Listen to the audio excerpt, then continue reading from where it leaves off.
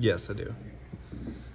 All right, thanks for coming, everyone. Happy New Year. We're going to start with Sarah from American Family.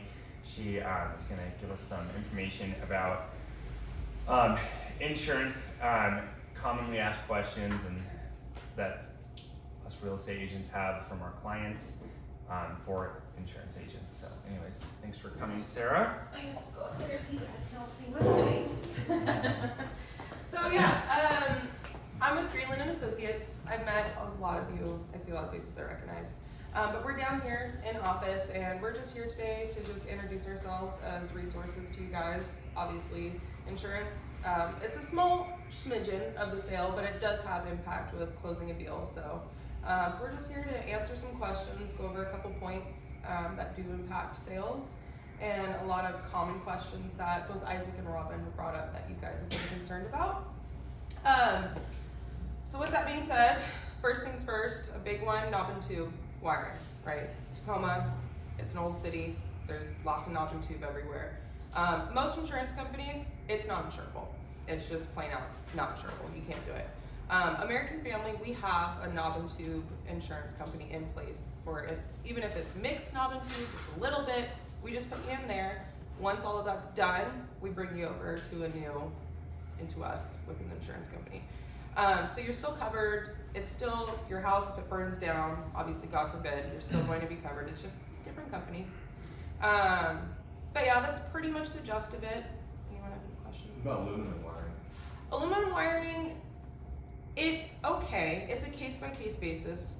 It's not as a hard no as knob and tube because, as you guys know, I mean, knob and tube is a very high risk for fire. Whereas aluminum, it is still not as great as like Romex. But, you know, sometimes we can have exceptions if there's only a certain percentage. You know, and by that too, it's the same thing. If for some reason we couldn't do it, there are companies in place that we can write it through. Are rates generally higher for aluminum and knob and tube? Yeah. Like percentage roughly, not quoting you on it, just like roughly. I would say they could be anywhere from 10% more to like 25% more. It's really dependent on the house. Like a house like across the street, that might be closer to like 25% more because it's a lot bigger of a house, a lot bigger of a structure we're going to be insuring. With insurance, the name of the game is structure. We don't care about how much the house is worth. We don't care about the market value. All the things that you guys care about, we just look at how much is it going to cost to rebuild it. And when it's a bigger house, things like that, it can make it a bigger percentage.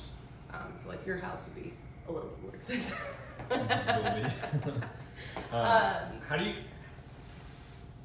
is it on the owner of the home to disclose that they have aluminum wire or knob and tube wiring? Because a lot of times I feel like people don't know that. It is. So when you are getting an insurance policy, it is your job to, one of the things is to make sure the insurance agent knows of anything in the house that would cause it to be uninsurable. Reason why is, say I have knob and tube wiring, even I just have a little bit, and I forgot to tell my insurance agent, well, I had a house fire, my house burned down. If the claim investigator comes in and notices that there's knob and tube, right then and there, that claim may not be covered, and you might be out of house. So it's really, really important that we know all the little details. Things like, it's not electric heating, it's gas. Doesn't mean we can't insure it, it's just a big thing we need to know. Or, you know, hey, I might need to replace my roof here in a couple of years or something like that. That's something we gotta know. But yeah, other than that, do you have like a list of things that like, because that to me is a little stressful. Yeah. Think like, yeah. Well, how do I know where to draw the line? Because a lot of homes are partially rewired, not full rewire, but with knob and tube, so there's still a little bit of existing. So in that case, I guess we just found out the owner should disclose that to their insurance company, or else they may not be covered. Yeah, and it's also a thing too, like the insurance agent, you know, it's one of those things we do have to ask and find out. You know, we have personal insurance reviews each year, and with that we go over, it's like a long list, and I'll tell you guys a little bit more about that, but it's a huge list we go through, and just every year we go over with our customers, hey, did you remodel your bathroom? If so, you use new materials, we gotta know about that, because obviously it's gonna cost us a little bit to rebuild your house. Yeah, that's pretty much the gist of knob and tube. You know, it's not the end of the world if a house has a little bit of it. It just means there's just going to be a couple extra steps. But what we usually advise, with that being said, is when you do have a sale and you know that the house is knob and tube, the seller discloses there's knob and tube in my house. We tell usually the agent, you know, it'd be a good idea to advise your customer, hey, just so you know, FYI, this house is knob and tube. If you're a first-time home buyer, obviously, you know, if you qualify for a $500,000 house, you're going to get as closest to that $500,000 as possible. And any little dollar amount that changes can impact you closing on that deal. So something like knob and tube, that could cause their insurance to be a little bit more than what they were qualified for. Because as you guys know, mortgage brokers will just put like $50 down, which that's not always the case. So yeah, yeah. But yeah, that's pretty much it. You have any questions about that, or? No, I don't know. If you had a list, like Alberto, if you have a list of questions that you ask people about, I don't know. I'm kind of I'm a rule follower, so I like to know what. I mean, now I'm asking selfishly, like as a personal owner of a rental property, what should I disclose? Like I have, it's separately metered, and 3 of the panels are Federal Pacific. Doesn't matter? No, it's That's just surprising to me. It's more so. Okay, biggest thing is, does your house have knob and tube? Yes. Okay. Then Partially. We gotta figure it out.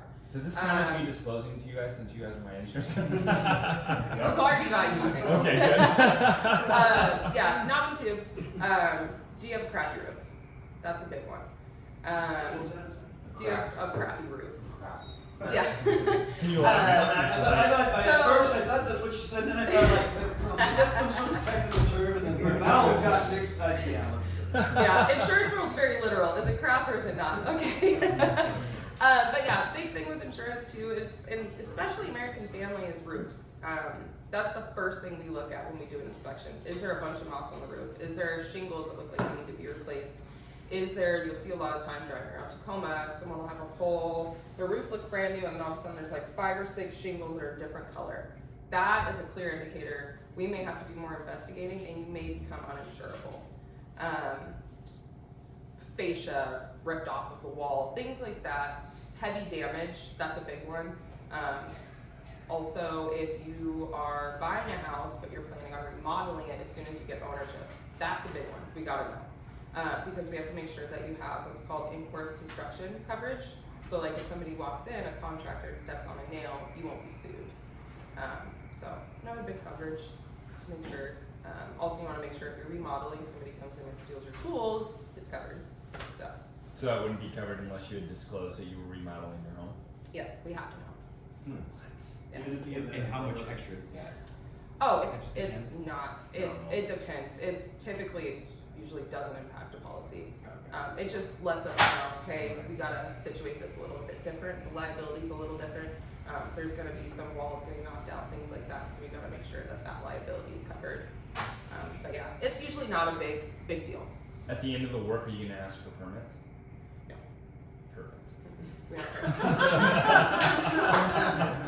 No, we don't care. Yeah, that's one Asking for a friend. Asking for a friend. Yeah, that's one thing. Nice thing is like insurance. We don't. I mean, unless it's like, I don't know. And even then, I think it would be okay. Like if you took your house and it was electric and you had gas, that might be one where it's like, we might want to make sure that this was done right. But yeah, other than that, things like that, we don't care about permits. So you're carrying an umbrella policy. I mean, would that come into play? If Great something question. Was Yeah, absolutely. So umbrellas So are that would help. Yeah, and that's a big one. Umbrellas, if you are a business owner, if you own any type of liquid assets, stocks, bonds, annuities, property, equity in anything you own, you should have an umbrella in place nowadays. The state of Washington is very lax when it comes to claims filed against you. If I were to hit someone on this road, and even if it was a minor fender bender, they can come back and say, well, I'm going to sue you for $500,000 for pain and suffering. And that's perfectly legal. They can do that.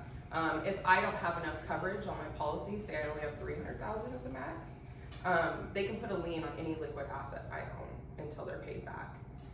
So obviously, equity on a house, if you put a lien on it, you guys would know how hard is it to sell a house with a lien on it. You can't really do anything. So umbrellas, very important. You know, you can go as high as $4 million. They cost almost nothing. I have one, I pay like $15 a month for it, and I have $1 million policy. So if my coverage isn't enough, I know I'm not gonna get a lawsuit or sued. And it also protects the insurance company as well, because obviously we don't wanna deal with lawsuits. Because it just causes people insurance to go up, and it's just a big headache. So yeah, umbrellas are really good, but that's only liability. So umbrellas will only protect your liability. They're not gonna protect you, yourself, like your umbrella's not gonna replace your house. It's gonna protect you for if someone wants to sue you, basically. Yeah. Another big one, earthquake. We live in Tacoma, it's Pacific Northwest. Yesterday we had 4 earthquakes. We don't feel them because we're used to it and they're off in the ocean. But if you do not have earthquake insurance, no coverage. It's a big one you wanna make sure you have because you know, even a 7-pointer can crack a wall. And if a wall cracks due to an earthquake, it usually means something structurally in the house has gone wrong. If your foundation cracks, that's a big issue.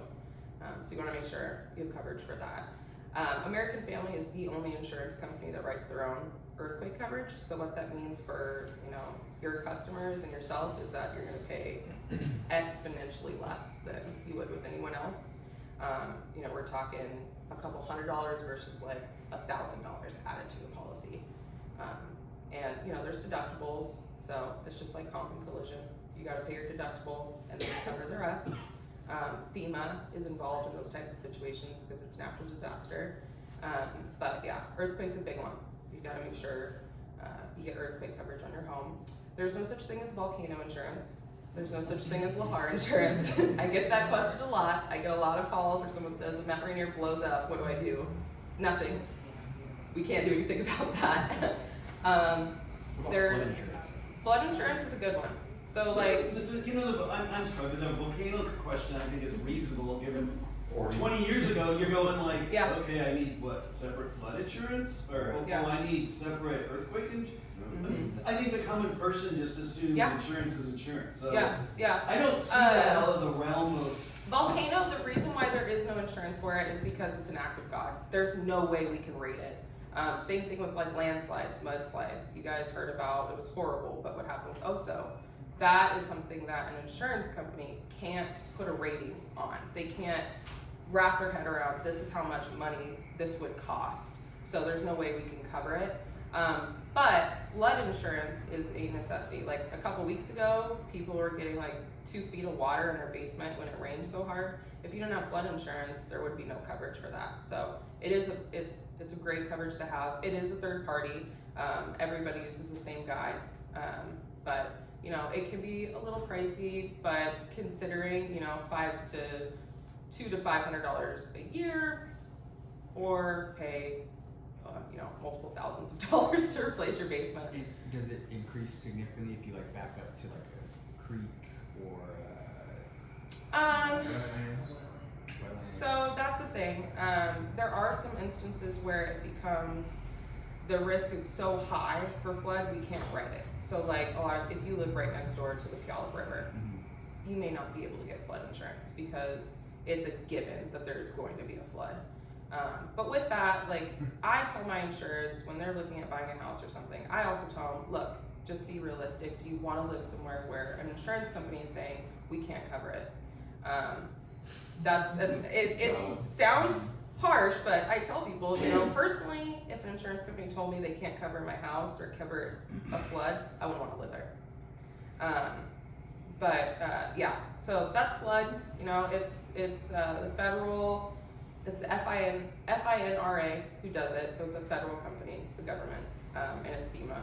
And subsequently, you've told me it's insurance is already a pain to settle on anything. Yeah. It's a huge pain to get anything settled, right? Yeah. So like, we'll use like Hurricane Katrina as an example.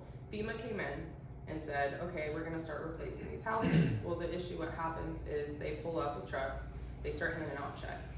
It's first come, first serve. You may not get, even though you have maybe $10,000 of damage, you may not get $10,000 from FEMA. So that's when you get like flood insurance or you get earthquake insurance. So you make sure at least FEMA can pay that deductible, or if not, maybe you have a little bit of extra cost. But then the insurance company comes in and pays for the big stuff, like cracked foundation. You have to replace your whole basement, new walls, new flooring, things like that. The things that are gonna cost you the most money, your insurance company can then come in and take care of that part. It may cost you a couple $100s, but at the end, you got $200 to me versus, most home repairs could be up to $15,000. So I'd rather pay the $200. Yeah, other than that, that's really all I got. If you guys have any other questions, let me know. There's not a whole lot of people here, but we're running a raffle. So if you put your business card in the gold bucket, if we pull your name, you get a free pizza wherever you want. So, yeah. Thank you. Of course, and I didn't pass them out, but we brought Skittles too because it's Blue Friday. So grab some if you want. On Friday. Thank you, Of Sarah, course, and thank family. you. And then, if anybody has any questions for you guys, we'll just include in our recap email Yeah. you guys' contact information. And if you guys are ever in the office meeting a client, or in the office and you have an insurance question, they're just right in the back left corner by the kitchen. And so you can go back there and just, if they're available, go ahead and ask some questions. We have like a huge, we've only been on this location for a couple months, but Lauren's been in the business for like 15 years, and we've been in Tacoma for that long. So we have a huge outreach of different people we use. So if you guys just need like an inspector or a lender, or it's something needs to be repaired on a house that's pending the sale, let us know. We can probably find someone for you. Craig's worked with Lauren for years. Yeah, So. yeah. We insure this building, all of Craig's buildings, Isaac's stuff. So, yeah. Yep. Cool. Cool. Thank you, Thanks, guys. All right. Because I don't know how much time I have, I was gonna have Andrew you go later, but I'm gonna have you go now because my stuff can wait if I don't get to it. I get a lot of questions about what happens if you dispute. If there's a dispute about earnest money, do you want to come here? Do you have that one for that side? I have one of mine. No, I don't. Wrong part. You don't? It's okay. Let me email you. While you're talking, let me just email you. Perfect. So I get questions all the time. What happens if there's an earnest money dispute? I thought I knew what happened. I was somewhat right. I think we all probably have a general idea, but it is different it's a little different than I expected. So Andrew has a whole rundown, start to finish, exactly what happens if there's a dispute between the buyer and seller on who gets earnest money. It's really interesting. Like I said, it wasn't exactly what I expected. So like I said, I was gonna repeat what Andrew told me when he explained it to me, and I was like, how about you just come to the meeting and explain it yourself? So it worked out. Alright. See how fast that gets to. No worries. Okay. So, earnest money. Obviously, at the end of a contract, when there's a rescission, there's earnest money typically left over unless that rescission happens really quickly, right? Has anybody ever dealt with a disagreement on earnest money and where it goes? Whether it's going back to the buyer or to the seller? Yes. Yes? Yes? Not one that's gone super deep. Okay. Yeah, same here. Didn't go super deep, but yeah, absolutely. Okay, perfect. So the main thing is, back in the day, it used to be handled by the title and escrow companies directly. Like your escrow officer would get in touch with the sellers and the buyers and the agents and just talk it through until they got to a decision. That no longer works anymore because technically we're supposed to be an independent third party, right? We're not supposed to be involved in decision making based upon, opinions, right? We work based on facts and the letter of the contract, right? So this new process came in place called interpleading. It is a third party, even though the interpleaders are in fact a part of Fidelity National Financial, which is our parent company. It's Fidelity National Law Group that is the interpleaders. So they are employed by our parent company, but they are a separate company. Our company also owns wineries and other things, so they are one of our sister companies, but totally separate. So the process, number one is a disagreement, right? So TJ's the buyer's agent. They put in a contract on a house, Isaac's listing, and they get all the way through the financing, contingencies, everything, right? And then buyer walks away. TJ's client might, Isaac's client might want the money, the seller, the earnest money. Let's say it's $5,000, maybe it's $8,000. And they say, well, hey, my house has been off the market. You all know the deal, right? TJ's client says, no, we want our money back, right? So there, you have your disagreement. Lots of situations can happen with a disagreement. Whatever that disagreement is doesn't really matter to us. Matters to the clients, doesn't matter to us. So the very first step before we can do anything is we need something in writing. Like I mentioned, we follow the letter of the contract. So even if it's not an agreement of the rescission, we still need it filled out. So TJ's client is going to send one in that says, I want the earnest money returned. It's going to be signed by your buyer. Okay, great. Not signed by the seller because the seller disagrees and is going to send in a totally different one that says the earnest money is coming to me. Send into To escrow. Yep, because we're holding that earnest money. All right. So now we have two, contracting documents that say where the earnest money goes. So at that point, then we can start doing something. I ran into this just the other day where they disagreed, but they never gave us anything formal. They just told us they were disagreeing. We couldn't start anything for about 2 weeks until they finally sent us that rescission paperwork that was signed by a buyer and not by the seller, and by the seller but not the buyer, but that allows us to start the process. Okay, so that's not actually up here, but it is important that we need something in writing. Yes? Can I ask a question though? Yeah, If of I'm course. representing Any questions? the seller, if I'm representing the seller, and I send something to you because I'm on my game, Yeah. TJ isn't, We'll start.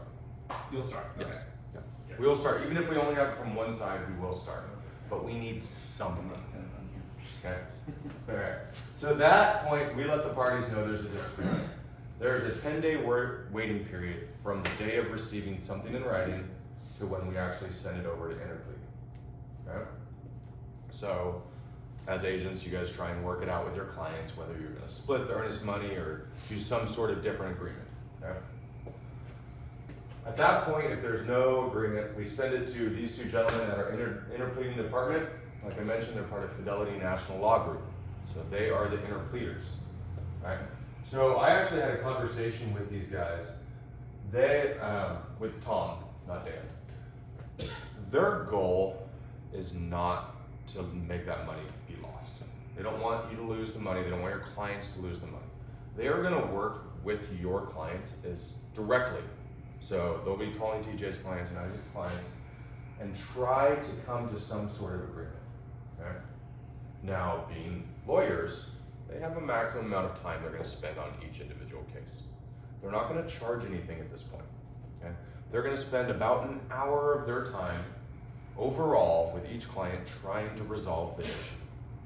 That's phone calls. Right? And what they're going to do is they're going to explain the next process, the next step. Okay? Not scare tactics, but reality tactics. So they're going to go to TJ and Isaac's clients and say, look guys, here's the deal. We're at interpleading stage. You have a disagreement. You have $5,000 on the line. Right? The next step is we're going to send this down to Superior Court. There's going to be a filing fee right off the bat, anywhere between $250 to $500 to set this up in Superior Court. Then Superior Court is going to take the money. They are going to hold it. We are not going to hold it anymore. We are going to give them the cash. Superior Court's going to decide what to do with that cash. That means that you either represent yourself in court or you hire a lawyer. How much does a lawyer cost? Is the other party going to hire a lawyer and you're not going to hire one and then they're going to win? Vice versa, right? So all of a sudden that $5,000 is going to become about $20. Because once you hire a lawyer and you go to Superior Court and you pay court fees and you pay filing fees and you pay everything else, is that really worth it to you?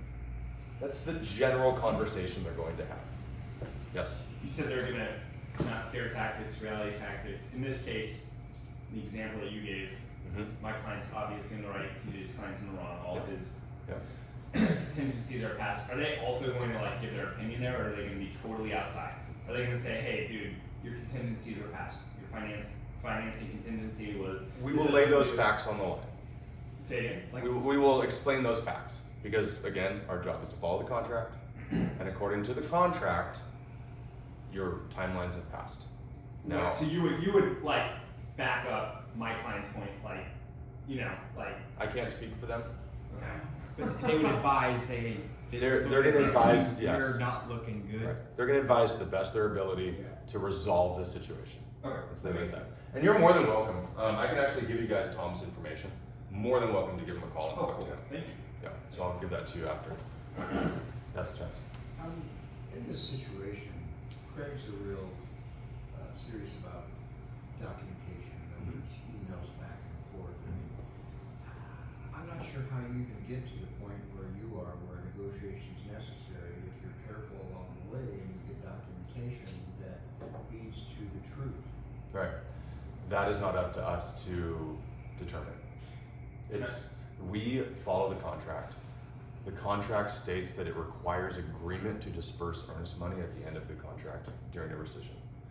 I forget the document number, but it's not 35, 40? 41. It's whatever the rescission that has to do with earnest money. If it's not signed by buyer and seller, agreeing where it goes, that's a disagreement. Well, can I make And how does this affect, and then so let's say I'm a buyer or the seller's, right? And this happens and the sales fail, does it keep me from selling the house? Because. Oh, good question. I actually have an answer for that. As I was asking, I don't remember who the title company was, or escrow company I was asking about that. If you are the seller and you have a rescission from them, even though you're still disputing earnest money, you can still relist a home. Because yeah, because they've already terminated. Now, the important part is they have to. If they haven't signed the rescission, it's not officially terminated though, is it? Well, if they sign one and you sign one, but they're different earnest money amounts, the earnest money dispute doesn't affect, in fact, okay. So, yeah, because I just had that question the other day about that.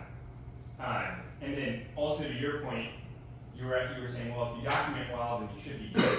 The most frustrating part about what Andrew, when he explained this to me, that I didn't expect, was in this example again that he's using, my client is 100% right?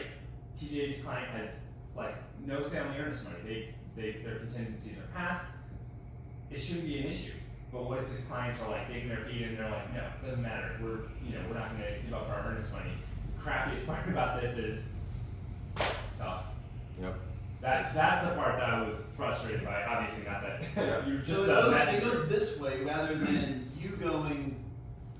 Right. We'll keep the earnest money, but you're gonna have to go to court and figure this out. And with the monetary amount, to me, it seems like small claims court. So you go to small claims court to see who gets the. It's Superior Court. I mean, this leads me to Even with that dollar amount, though. Because it has to do with real estate. Let's say Superior Court. at this point, I'm gonna say, I think that just rather than us digging our feet in every argument, just split it or something. And that is the hope. That's the goal. And That's what we normally do happens. during that 10-day waiting period. This is That's bad because it just keeps leading to more and more Right. bad things. right. And Exactly. And that's that's what Dan and Tom are going to talk about, and they are going to try and get it resolved.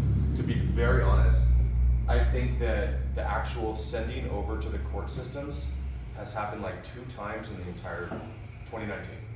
So It doesn't happen. We try to get it done as much as possible. It just doesn't happen. These guys are good at what they do. Now, if there's a total disagreement, it will go there. Well, especially some of the earnest monies he had in Seattle or something. You had $80,000. Oh yeah. Think of builder files, But this right? is New also- construction, commercial, Yeah. $50,000 promissory notes. Money to buy the next house. Yeah, Yeah. absolutely. And that's usually what it It's a is. lose- It's The a buyer lose wants to lose. lose. So, yeah, I guess the only part of this that was surprising to me was that, again, using this example, I would have thought that Fidelity would look at the situation and if there was a clear and obvious case that they would make a decision. But Andrew, correct me on that. They don't make any decision. They're there to try and get you guys to resolve it. But if you have a stubborn buyer or seller who's just not backing down, it will go to court unless the other person. But this isn't like a divorce, it isn't no fault, I mean, somebody's at fault. Right. You just look at But the it's up to trail- you guys to look come to at that the decision. trail of contracts, though, Right. the trail of communication. But you have to prove that in court or it's still a loss. Which is the very last step, is taking that to Superior Court and arguing your facts. Is this a company policy or is this wide It's throughout? industry-wide. Okay. Yeah. I didn't know like it's a law. This is what has to happen, or if it was just like The interpleading process is industry-wide. It's filed with the insurance commissioner by every company. They all do it the same exact way. Can I ask Whether you the about interpleaders companies? themselves charge you, it might not be the same from company to company. Our interpleaders don't charge you anything. They don't charge your clients for their time.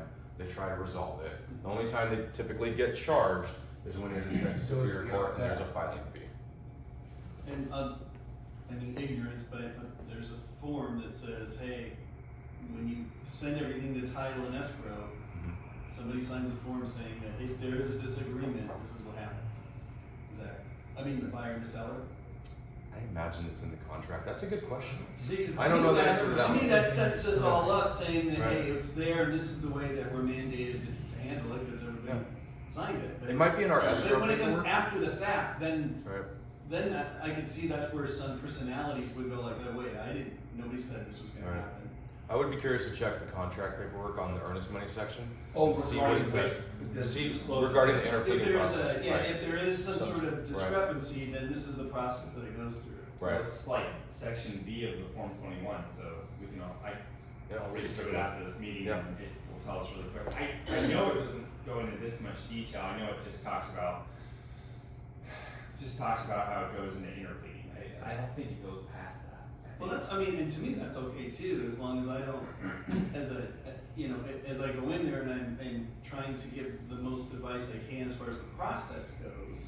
Yeah. Then it's like, hey, okay, here's what, we're gonna do this, and then if this happens, then there's usually a document, and the industry does this, and so on and so You forth. make a really good point because whenever I represent a buyer, and they're telling them, hey, let's make your offer more attractive. You've got the money, put extra money on your earnest money. You're not going to lose it, right? You're not, like I say all the time, you're not going to lose it. We have your inspection contingency, we can back out for any reason, and then if it falls through due to financing, you get your earnest money back. But you're right, I probably And shouldn't I say think that. most of us are like that. It's like there's always some sort of form here that says you can do this for whatever. Right, but it's Some catch-all thing that we can put in, but I don't really wanna say that if this. Right, no, that's a great. If that's a somebody great can point. just say, no, I'm not Yeah. Right, it could just be one stubborn seller who is like very clear, my buyer lost their No matter what financing. their agent tells them. doing it. Yeah, exactly. Yeah, that's a really good point, Ken. I would definitely say that would change how I would talk to buyers and sellers. Say like, you should get your earnest money back, but we're always Normally, working this with is what emotional people who can make dumb decisions, and it could anything's possible. Yeah, it's a really good point. I didn't think about that. Especially if you're talking about the seller being at fault, so it's not even really their money to lose. Yeah. And they just feel like being an ass because they're mad that That the person's back. and they can afford to take it to court. I mean, what if it is a lawyer who's selling the home and they just decide, well, I don't care, you're gonna go to court with me. It's a really good point, and that's definitely something I would say I would definitely change right away that I've always done is I say, yeah, you're not gonna lose your earnest money unless you back out for a reason other than your contingency, period. And that's obviously not the case. I guess my summation of this is simple, is that if I'm a good agent and I know my contracts, and I fill them out correctly, and I protect my client by doing so, then should it even be an issue? Well, The point in this part is yes. It Could. can- This is subjective, so there's no way, Because some contractually you might be correct, and in a court of law you might be correct, but it might end up spending, you Right. might end up spending. And we're not allowed to be $15,000. subjective. We have to be objective to the Yeah, contract. you might end up costing your client $15,000 to get their $5,000 back plus court costs. Right. You but- doing That's a the good point, job, yeah. you doing a good job contractually will win you at court. Right. But the fact that you even have to go to court to win it's that still a loss. is a loss. It's like Correct. saying if I drive well and follow the law, I'm never gonna get in a car crash. It's not true. You might get in a car crash. if you're Depending a on bad the driver. personality, this can be torture. No, I know. I was just using a real life example of like, if you drive well, if you're a good driver, you still might get in a car crash, and then you're still probably gonna be a pain and suffering settlement and get your car fixed, but it's still gonna suck because you have to go through all that stuff, and that sucks because you're a great driver, and it happened to you because one person isn't a good driver. So it's the same type of thing. Good analogy. Right? Yep. Thank you. Perfect. Alright, so I'll send you Tom's contact awesome. information. Thank You're you more than very welcome to reach out to him.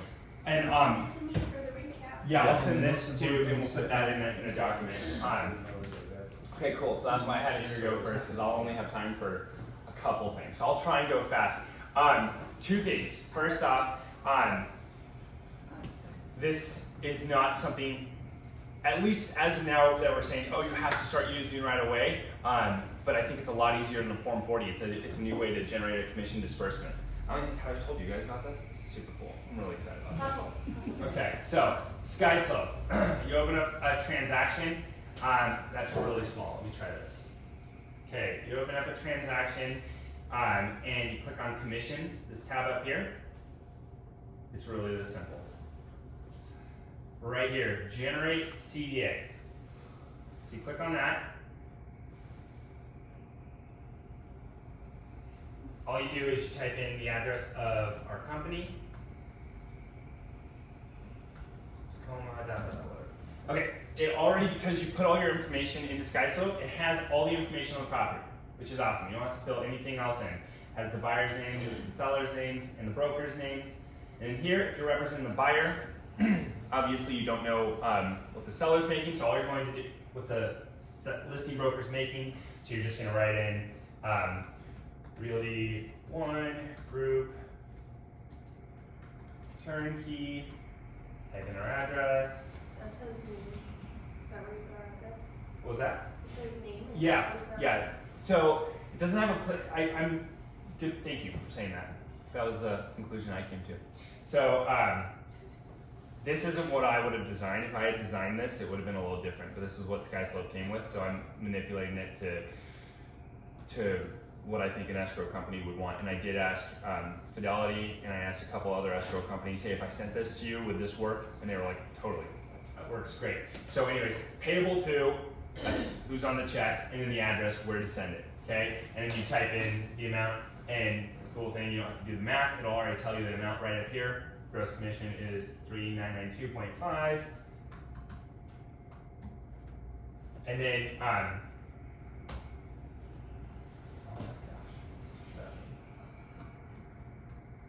You're gonna have to just. okay, there we go. And then same thing, if you have like a home warranty, you would just type in the home warranty company here, their address here, and then if it was $300, you would subtract $300 from this, put the 300 here, and just change the amount, just like a Form 40, right? And then if you're representing the seller, you'd put the buyer's agent company up here, same thing, and then you put the seller's, your company here, same thing. So it's same as a Form 40. If you want to keep using a Form 40, we're not like saying you have to use this. I just think it's a lot easier. And you can just save it as a PDF and send it to a designated broker still to sign, and that's it. So I think it's just a little easier than a Form 40. It's also nice that SkySlope already does the math for you on the commission, so it's right there. It's just kind of a little simpler, and it's also really, really thorough. A Form 40 I've always said is really doesn't have enough detail. Doesn't say enough information. So I think this is awesome, but again, we're not like saying you have to use it. I just think Isaac, is it's it convenient. gonna want you to have the escrow's information like you would on the Form 40, or is that not gonna be, because a lot of times when you're putting it in SkySlope, all it requires is like the phone number and maybe the email address, so it doesn't need, the physical address in order for you to For the implement. escrow company? But will you need that for this form to be correct? No, I don't believe so, because so as long as you put in the minimum amount of stuff that SkySlope asks for, if you don't have a phone number and stuff for escrow, it doesn't matter because you're still can be sending the form to escrow, so you're fine. Obviously, I filed. Everything's a little easier when you have your file buttoned up and you have all the information in there. This one, Sarah did, and so it's really thorough. It has all the information because she's awesome. So, anyways, that's it. The form looks a lot more complete because of that. But no, you don't have to have all the information to do that. So, cool. Okay, I wanted to show you guys. This is something I talked about, I think, for the December meeting, and the December meeting went really long, and so I didn't show it. I don't have a lot of time, so I'm gonna go really fast on this. This is a new tool that launched, I want to say in like October with Realty One Group. It's called Real Scout. So just when you go into the one login, it will be another app just like all our other apps in there. Real Scout is a home search app, which I know you're like, oh my gosh, there's so many. This one's not, I shouldn't have said app. This is a home search browser, and the idea. This is my opinion. Where I think it is best used is kind of to replace setting up buyers and sellers on searches on Matrix. We've all seen the searches that you set up a buyer on, like whenever a home meets their criteria, it sends it to their email, right? We've all seen those emails. They're kind of lame. They're kind of boring, right? And they're not user friendly. They're really not mobile friendly. I'm not sure if you've ever sent one of those emails with a listing to your phone and looked at it. Oh my gosh, it's like working with this monitor on this. It's horrible.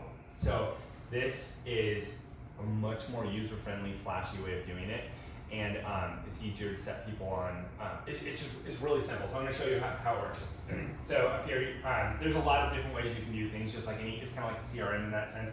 You can upload a whole list of buyers via a Excel or CSV file, or you can just add them one by one, which is kind of what Craig's been doing when he's been using this. He's like, okay, I'm not going to take the time to upload all my contacts right away to this. He's just like, he gets a new buyer and he's just been uploading them to this as opposed to Matrix. And it's just kind of been a slow process. So anyways, you go add a client,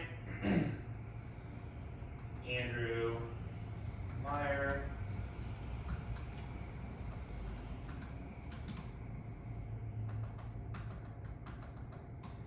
Sources, open house. That's just for your reference. Open house. And he's pre-approved to $1 million because he's a baller. And it says who will be setting up the listing alert, your client or you. So you can go your client, and I'm gonna skip that really quick, but what it would do is it'd send them an email and then say, hey, set up your search to send you homes that meet your criteria, and they can do it themselves, which is super cool. So if you're in a hurry, you can just do that and see if they set it up, and it will send you alerts like, hey, client went into the profile, they set up this search, here's the listings that they're seeing, oh, they clicked on this listing, they spent a lot of time on this listing, it will show you all that criteria, which Matrix does some of that, but not all of that. Or you can go, me, I'll set up the search. And then this is just super similar to Matrix. You can type in active, contingent, pending, whatever.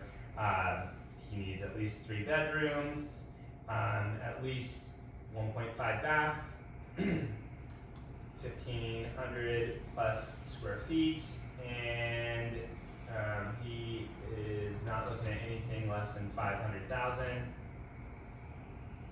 And we know he can't go above $1 million. It's a lot of zeros. I don't know if I did that right. I think I did. I just did that in lot size. How If any embarrassing. of you know how frugal Andrew is, these numbers are hilarious. I just know that if he had $1 million, he would not go above 300. Oh. Nope, I can't. Just stop. And just like Matrix, you can draw a map around where he's looking. And I'm being really quick. There we go. Shows all the listings that meet that criteria. And you go save the client. Oh, and then same here. You can go, potential properties. Daily, ASAP, monthly, disabled. Okay, we're gonna go ASAP. Oh, you can also do handpicked, right? If you want to see them first and then send them to him. Send a copy to myself. Okay, save. And then I just want to really quick show you guys what it looks like. Send an alert now with all the unsent listings. Yes, you can type in a message here. I'm just gonna do it really quick though.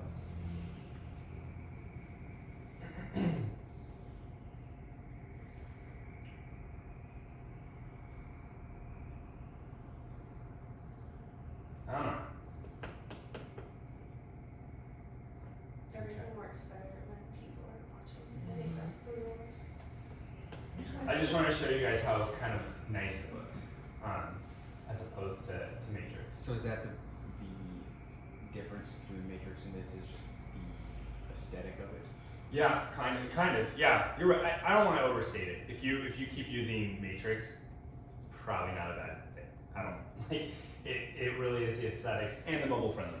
I mean, most people check their email on their phone. That's Isn't a the fact. same feature we can do through our website? Good question. Or So, is Real Scout different from our website? so the search widget on your website is a different company, and it's not. It's kind of quirky. And this. This one's more detailed and more user friendly.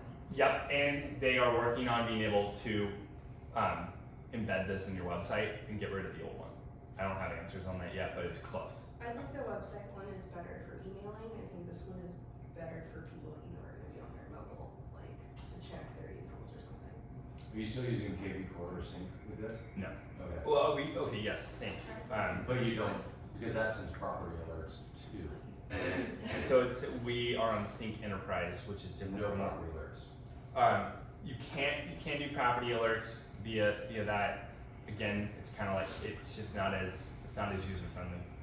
Just as a past consumer, anytime I've ever gotten anything from Matrix with property alerts, I look at the address and then I switch to a Zillow or Redfin Thank you. and type it in. That is so. If you are using Matrix to send your emails, stop. That is so great to hear. Thank you. Sorry, And it's I'm just so bad. And I'm sorry, I really like our CRM, but I think their property search, Sync Enterprise, it's kind of like Matrix. I mean, if you don't believe me, just set yourself up as a user, send yourself a property, and just see it, click on your computer, and then do it on your phone. You're like, this is kind of boring.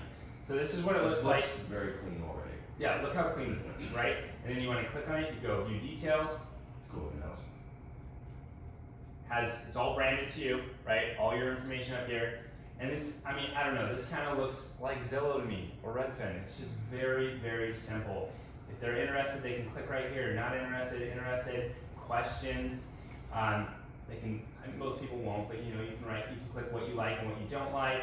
I mean, it tells you everything right here. Obviously not the broker remarks, but it's not, And you get all that feedback immediately as the agent. immediately. You'll get And are alerts. you branded on all those things? 100% you, no one else. Yeah, I mean, obviously it has our logo, and the leads go right to you. They don't go to anyone else. If, you know, by leads, let me elaborate on that really quick. I'm already going over time, but just really quick. This is where I'm working on, you know, well, when do I post my website versus this? I don't have an answer on that yet, and that's What you real. could do is you could take some of this information and then you could put it onto your Sync website as a blog, like current homes available in Tacoma for this range to this range, like as a list. That's exactly, so you go social media, I just click extras, I click social media, and then you can literally set up a search, 98403, and again, type in minimum, maximum, anything you want to do, and then go copy link, and I didn't set any minimum, maximum, so this is going to be really broad, and it'll look like this. It'll be a search, and so like, let's say you claim to be, you know, the expert of the 98403 zip code, you could post this every week on your Facebook and say, hey, here's all the active homes in 98403. And anybody who clicks on this link and, you know, is interested, you're gonna know right away this person clicked on the link and is interested. So I think it's pretty cool. How is that? That's a nice lead It's a capture. spin-off, but so how is that different than me just looking at someone's, you know, sharing somebody's listing and not asking them permission first? Because this is coming from the Northwest Mountain, we're not sending specific properties. This is IDX spend. Yeah. It's the origin, honestly, that's what makes the multiple So I can't walk by a house and the neighbor and I claim to be an expert say, oh, this looks nice. It's like, I think I'll just share this with somebody. Because you don't already have Without an their agreement with them. So this company and Zillow and Redfin and Realty One Group, we all have agreements with the MLS, who has an agreement with your brokerages that says we can market the property, but you don't have that agreement personally. So that's a quick If answer. there was like Castle Realty or somebody that didn't have an agreement, IDX with these guys, they wouldn't show up. Okay, that's it. That's all I got. Robin, you're up.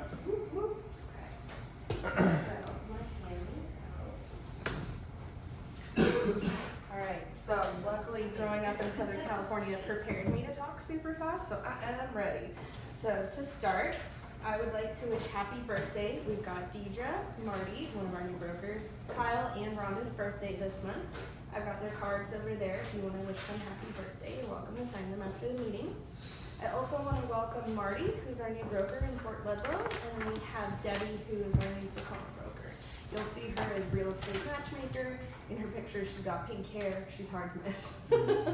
I'd also like to wish happy anniversary to Chaz and Holly and Devin and Mariah. Thank you for being a part of our one family.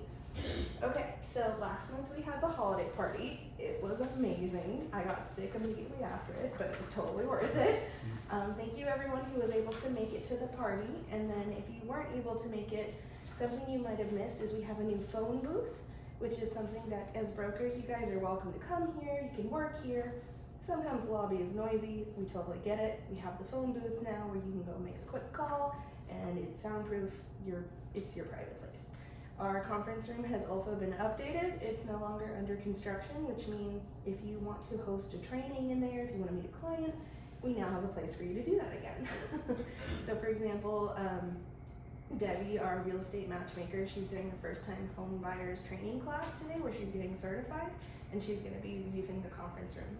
So anytime you want to book it and you can't come in and sign it on the wall, just message me and I'll block it for you. You can also just walk in, it's normally not booked, but if you know that you have something at 10 a.m. on Friday, then call us or text us and we'll just write your name on the calendar so that it's blocked off for you. But if you are just on a whim want to go meet a client in there, it's probably open. It's not often in use. So next Wednesday at noon, I am going to be teaching a first-time Realty One Group overview training. So if you are a newer broker or you just want a recap of all of our tools, including Real Scout and Sync, you're welcome to come to that. I'll have a couple printouts of sort of one-page overviews, and I can always email those to you as well. Speaking of being sick, so I got sick like December 20th, and it's been like a month, and I'm feeling better, but I kind of worked, but I also worked on Dayquil. So just in case I missed anything, if you haven't heard back from me on a request, please let me know, because chances are it's lost in the fog, and I hate dropping the ball, and I feel like I've got a lot of catching up, and I just want to make sure I didn't miss anything. I also want to talk about, we're relaunching Tech Tuesday. So Tech Tuesday last year was something where we had our brokers come in, bring their laptops, we showed them how to do something, sort of walked you through it on your computer, and then sent you on your way. Turns out that wasn't really sticking. That wasn't the best way of teaching for people. They have to actually do it themselves to make it stick. So we are going to be changing the formatting of Tech Tuesday, but that's going to be something coming up come February, where once, probably every 2 weeks, we'll have a training in office where you can bring your computer and we'll physically go through it with you. We're not going to teach you how to make a blog. You're going to already have that stuff written out. You're going to come in and we're going to show you how to make it on your computer and like walk you through it, because I think as long as you're actually doing it, it's going to stick a lot better than me saying, here's how you do it. Good luck. Finally, I want to reintroduce Sarah. So you guys have probably seen our pre-listing packets before. Before they were like tiered, and I hated them. They were really janky and hard to cut. It was my design, thank you. Sorry. None taken. I hated them because cutting them you get these weird margins and then they look like your kid did it and it just didn't work. So full pagers again, but Sarah is now available to do these for you. So we've got like your reviews on the front, we've got your team. Remember, since you pay Andrew and Isaac and I went on your team, we've got what you're going to do for your clients. We've got pictures of our social media, talking about what's going into your listing, etc. It's something that you're able to give out to your clients. We also have new free folders in the back printing area. They're like really colorful. We've got the one on it. The inside does have some advertisements. That's why they're free. But if you want to grab those are up for grab now. If you order them from the website, they're like $135 for a Yeah. So the Realty One Group ones are really expensive, and it's because they're double glued on the tab part, and then also they've got the embossed foil. Embossing is always expensive, and foil is always expensive. So if you ever want something designed, you're still welcome to ask me. We have vendors like even like Vistaprint, which is really fantastic to print through. So like when I got our one folders for the office, that's who I went through. Sort of a gentle ease into thing. So right now we're nice and slow. It's awesome. You guys can ask me to do pretty much anything, and I've got time and energy to do it. But we're getting bigger, and we're growing fast, and we're gonna come into a hot season pretty soon. So what I'm trying to do, and what I've been trying to do, is establish templates. So I want to have like 6 different flyers you can choose from. I want you to have a bunch of different Instagram designs you can choose from. And so if there's something that you want designed, let me know. I will happily do that as a template for you, because coming up in the future months, it might be harder for me to create a unique design for you. I'm gonna be like, pick from these 6, like that's what we got. What we can do though is Isaac and I are discussing doing a one-on-one design kind of thing. And so what that would be, it would be like if you wanted to meet with me for an additional cost, we could do something specifically for you. Right now, when I designed something, let's say for Shauna, I made a flyer for Shauna, but she was cool with everybody using it as a template, so I did it on the clock. If it was something for Jordan, like, I don't know, say you wanted to mush your Apple clients and your real estate together, and it was specifically for you and not for anyone else, that would be something you and I just did together. We are also talking about doing something where it's like an additional cost every month, like an extra $20 on top of your current $100 a month fees, and that would go towards unlimited designs throughout the year. So if you needed to use me for new flyers, since you paid that $20 a month and you're in the Gold Club, like I would make those for you. Does that make sense? That's all optional too. That's just like we're growing, and so we have all kinds of templates that we can that you can get a flyer like that and things like that. But it's more like if somebody said, hey, I'm starting this, I want to go by this name and I want a logo for this. That's exclusive to you. And if we were offering that to all our agents for free, Robin and Sarah would be around the clock busy. So that would be where we would have to have an extra charge. So we're working on it. We're not implementing something exactly quite yet, but that's going to come eventually. It's coming down the pike. It's not soon. It's probably going to be like May, June that this starts rolling out. But I just want to tell you guys now, that way you're like, you guys are my OGs. Like, if you want something, like I'm down to make it happen. Any sort of creative marketing that you can think of, from labels on wine bottles, embroidering golf bags, I got you. Also, just because everyone doesn't really know, I want to introduce Sarah. So Sarah's our transaction coordinator, but she has a huge history in design and web design. So Sarah, do you want to come up with kind of a reintroduction, because you've all probably met Sarah, but yeah. And I was at the Christmas party, so if you were there. I guess, do you want me to talk about Go for it, the yeah. same presentation? Okay, so we're putting together these pre-listing packets, and that's what this handout is about. So we have the template, which Robin showed you, and what you would do is get in touch with me. You'll provide your testimonials, and we'll discuss what sort of things you want in there, and then you pay a flat fee for the setup and design.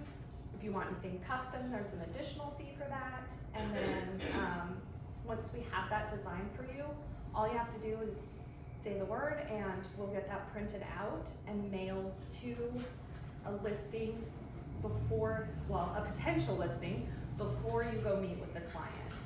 So then they'll be able to see your face and get some of that information ahead of time, and then when you go into the meeting and do whatever your presentation is, they'll already have some of that info.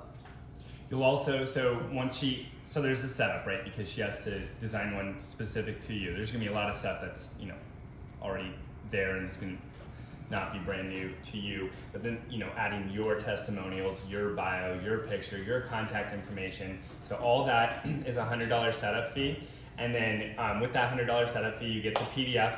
So you can print it out whenever you want and use it whenever you want. It can just be a one-time fee, and that's all you need. You'll get a hard copy proof, and you'll get one free mailing to a listing when that comes up. But then in the future, listings will just be $25. It's really just to cover our costs for mailing it, printing it, getting the folder and all that. It's gonna go in a nice package with a realist, and we'll send it out so it gets there that you want it to get there. Obviously, the setup fee is just one. The setup fee is one time. Yeah, the setup fee is just so that, because it takes, we were going through it yesterday actually, trying to finalize the details, and it's gonna take 4 to 5 hours for Sarah to customize it to you. So it's just us recouping the costs for Sarah's time to design yours. And then once you do that, then whenever you've got the PDF, you can use it whenever you want, or you can call Sarah and she can have it in the mail that's, within 24 hours. And that's only $25. So obviously everything is always optional. It's just, it's a cool service that, actually TJ suggested this and I thought it was a really good idea. So thank you TJ for the suggestion. And of course, this one doesn't have to be the one you have forever. So let's say you do pay the fee to get it set up, and then like a few months later, your, social media marketing has kicked off, and you've got these great new testimonials, and you want to add those. It wouldn't be the fee again. It would be an hourly fee on top of that to change what's already been made. So like if you need it edited, don't think you're gonna have to pay that fee twice. It's just gonna be like, a little Nominal bit of cost. service. Yeah, totally. Okay, and then also, do we wanna reiterate that I'm still doing transaction coordinating, and all you have to do to get started on that is shoot me an email, send me the contract. I'll need any paperwork that you have and any contact information that you have, but for the most part, all you need to do to get started is just reach out to me. Yep. We offered all the agents buy one, get one. So if you do pay for the first one, your second one's free. It's $300 and we'll include in the recap exactly what she does, but it's a ton of stuff. It can save you a ton of hours. On TJ's average, it's 13 hours per transaction that Sarah saves. including, sending out an email to your clients after it closes and saying, can you write a testimonial for Jordan? Here's all the links so that you can write it. Like things like that it's like we all know to do, but we never, most of us forget to do. So it's a pretty small fee that helps you avoid going on SkySlope. You don't have to set up anything on there. You don't have to do your commission disbursement. All that is all handled for you. TJ's used it a few times. How's it been for you, TJ, putting you on the spot? I pretty much. I think we came on to start doing it halfway, or maybe a little bit before halfway through the month. And then once I found out about it, I was like, I had a lot going on. So I pretty much threw everything to her because I was getting overwhelmed. I think I had 10 in escrow at the time. And I was like, I'm doing everything on my own. So I was overwhelmed. And then she took it on and it saved me tons of time. And that's the stuff most brokers probably don't enjoy doing those, that's like the least favorite part of the job. So you can pass that off her. You go out, sell, work on prospecting and the Be fun your part type of A the and job. let Sarah be your type B. Right. Yeah. You like paperwork? Good on your business card. Let me be your And type. she does a better job than I do doing that stuff. Oh, she totally does. Coming from the person who audits his files, thank God for Sarah. And on top of that, another huge thing, because we've done trial and error before a little bit with this, and she can communicate with, CC, when you send the file over, she'll send the file over really, and she's on all the communication with escrow and all that too. So that helps a lot. There's something that I need to get over and I'm out, out and about. She send a reminder and say, hey, can you set this up? Or she can even get into the transaction desk and share it, right? Yep. And set it up, say, hey, this is good to go review it, send it out. So it cuts the time of having to do all of that in, by like 90%. Sarah, when you send something to us in escrow, just give us a quick heads up and we'll link you to that file so you get every piece of communication from us as well. Okay, and Just a little heads up. once I get the file sent to me, I set up an introduction. It Yeah. lists all the contacts. So as an escrow agent, you would see that come through, asking you to CC me and letting me know who I am. So. Yeah. Perfect. So try it out. It's pretty cool. Thank you, Sarah. And I feel like I glossed over Andrew when you came up. I don't think I really introduced you, but for people who don't know, Andrew Helgeson was one who talked about earnest money. He's with Fidelity Title, so I'm sorry I didn't introduce you properly. But I just assumed when I started talking earnest money. well, I feel like I just said, here's Andrew. And like for people who are like, who the hell is Andrew? It's like, anyways, thanks for coming, everybody. Well, he's always here when I'm here, so I thought maybe